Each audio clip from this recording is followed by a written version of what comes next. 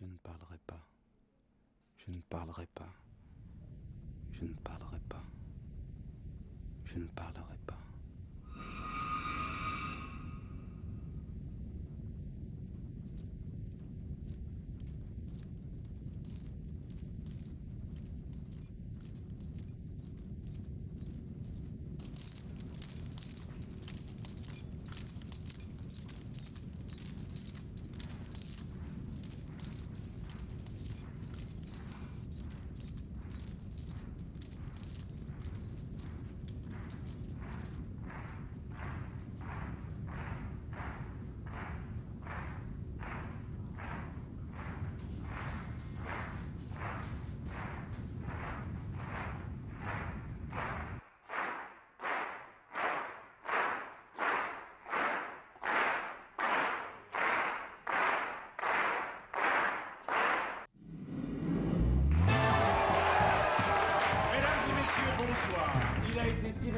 Parmi de nombreux condamnés à mort. C'est un ancien boxeur. Je vous demande d'accueillir comme il le mérite notre condamné du jour, Jonathan.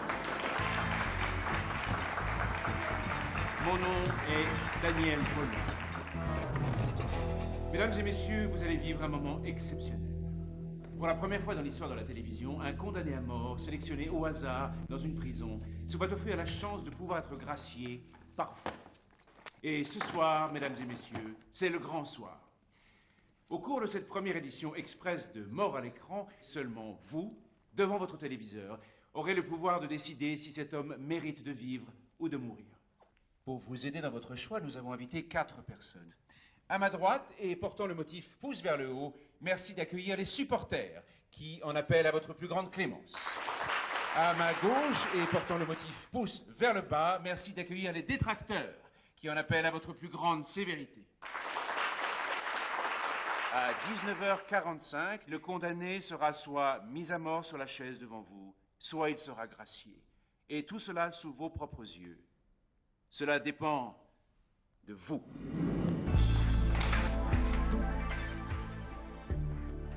Pour que Jonathan vive, envoyez vos SMS au 4, 3, 2, 1 et tapez vie. Pour que Jonathan meure, envoyez vos SMS au 4, 3, 2, 1 et tapez meurt.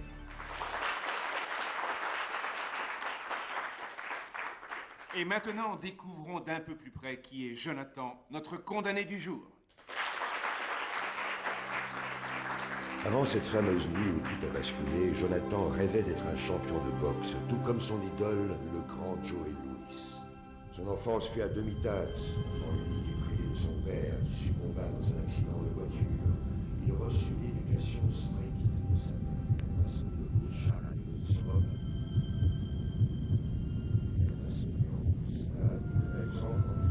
La boxe devait l'arracher au quotidien mort et triste de sa ville natale.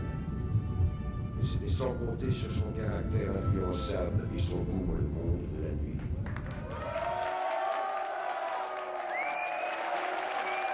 Quelle ambiance, mesdames et messieurs, quelle ambiance! Quelle ambiance! Alors, il est 19h35, très exactement. Pour cette grande première de Mort à l'écran, faisons place au premier vote.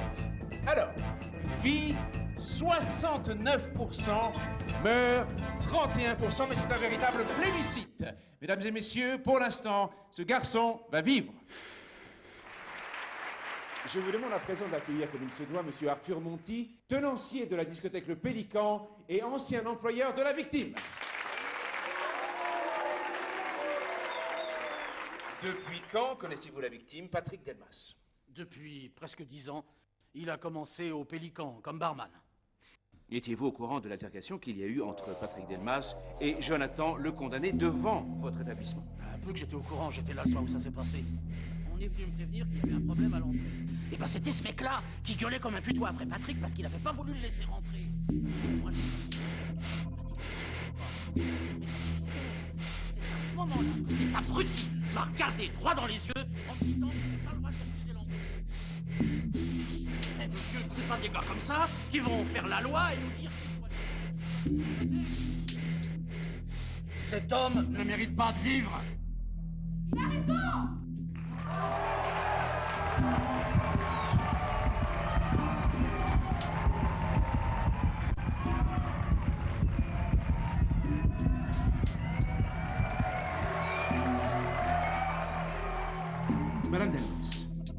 Quel est votre avis sur le condamné?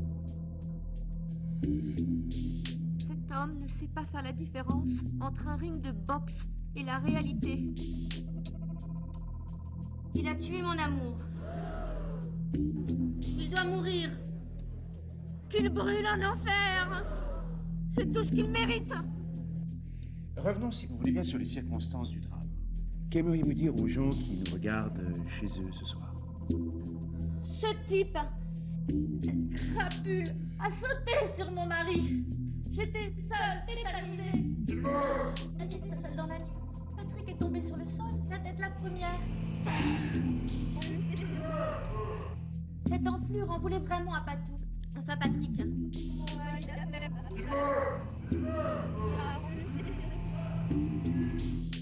L'autre s'est abaissé. Son visage. Et s'est enfui comme un lâche.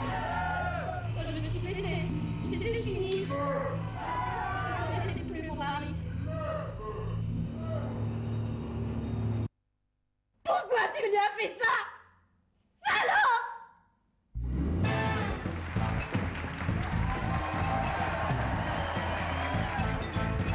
Alors,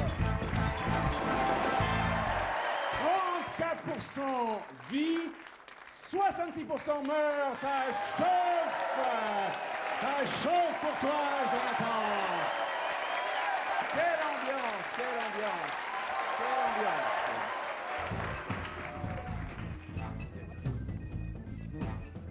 5, 4, 3, 2, 1, top! Monsieur Michelet, bonsoir. Vous étiez l'entraîneur de boxe de Jonathan, est-ce exact? Oui, c'était un boxeur hors pair. Jamais il achetait l'éponge, jamais. Oh oui, il a bien galéré un peu à ses débuts. Mais il a fait tellement d'efforts.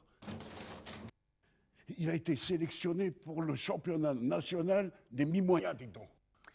Quand vous voyez Jonathan ici, qu'est-ce qui vous vient à l'esprit? Ducassi, voilà ce qui me vient à l'esprit. Ducassi, ce petit gars avait de l'avenir, et le voilà à 2 doigts d'y passer.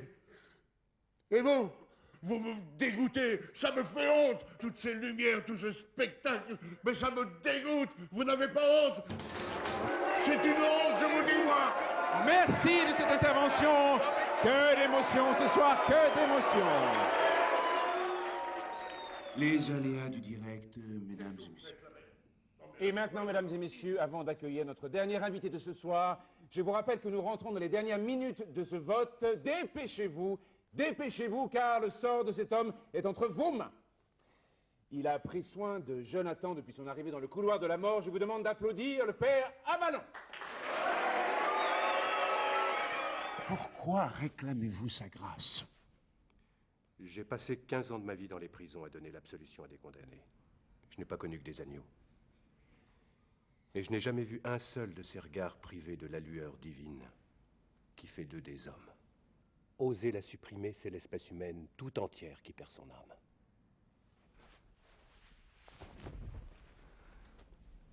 Courage, mon fils. Courage. Amen, merci, mon père. Et maintenant, mesdames et messieurs, nous sommes proches, nous sommes proches. Il est 19h45, l'heure du verdict a sonné. Est-ce que vous n'êtes pas un peu ému? Parce que moi, si.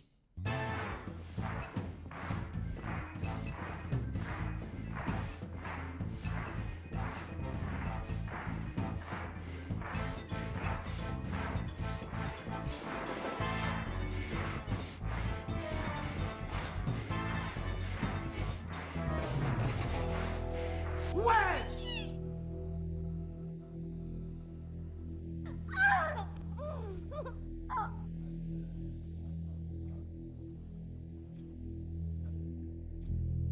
Et ainsi, mesdames et messieurs, vous avez choisi. Vous avez décidé que le condamné ne méritait pas de vivre. Nous nous devons de respecter votre choix. Et maintenant, retenez bien votre souffle, car l'émission va entrer dans sa dernière ligne droite. Voici venu le grand final, ce moment que vous attendiez tous. Mais à présent, j'aimerais donner la parole à Jonathan pour qu'il puisse nous confier ses dernières volontés. Jonathan, quelles sont vos dernières volontés? Je ne parlerai pas. Je ne parlerai pas. Je ne parlerai pas. Je ne parlerai pas. Je vous répète ma question. Envoyez le jingle. Remettez-lui son casque. 3, 2, 1. Dans 30 secondes exactement, l'impensable va se produire sous vos yeux. La mort à l'écran.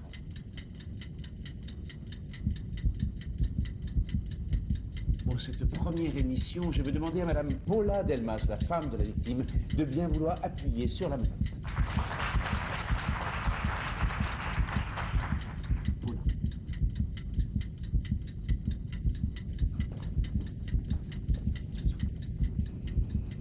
13, 12, 11, 10, 9, 8, 7, 6, 5, 4, 3, 2, 1. On se retrouve tout de suite après une page de publicité.